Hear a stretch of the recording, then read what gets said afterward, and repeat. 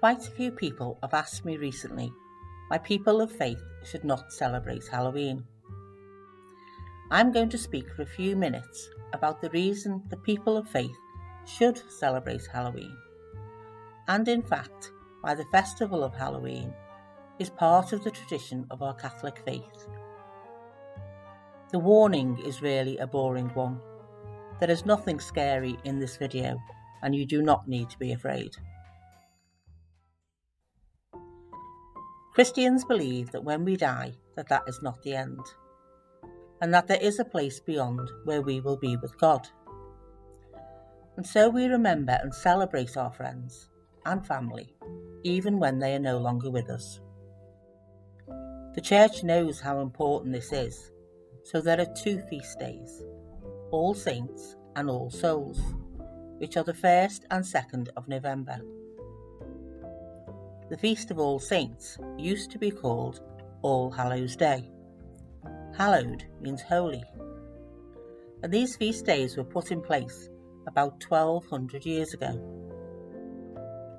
Very important feast days begin at sunset the night before, so the night before becomes All Hallows Eve, just as we have Christmas Eve, and over time those words became Halloween.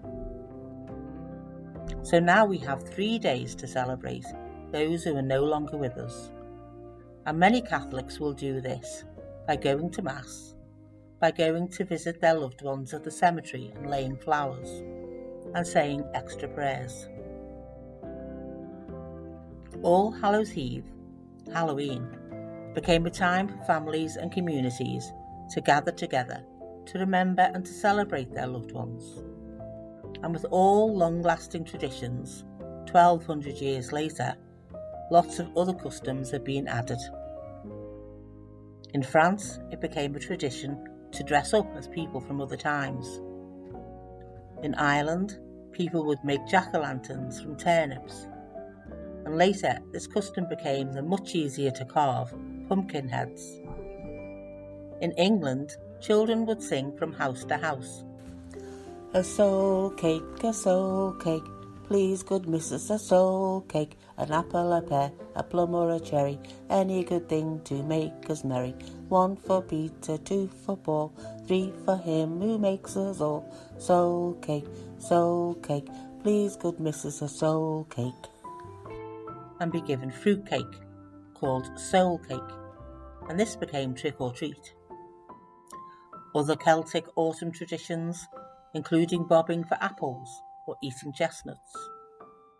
And bonfires were really common, as the fields and orchards were cleared for the winter, and the people would gather round them for warmth. And family stories started to include favourite scary stories. They weren't especially holy things, but they were part of daily family and community life, and so the two parts blended together. And then, as life became more commercialised, the film studios and merchandisers took over to create the big secular party that we have now.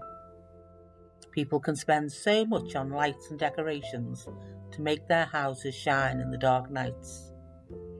You might not believe that the way people celebrate Halloween now is only about 50 years old. So if you like to get dressed up in fancy dress, go trick-or-treating, have a party, or even share scary stories, then that's fine. It's a great time to come together with your family and friends and have an enjoyable time together, and that is always a good thing. But maybe you could also take some time over those next days to go to Mass or to say a prayer for your loved ones. And remember that this time is God's time, and we are always loved and protected.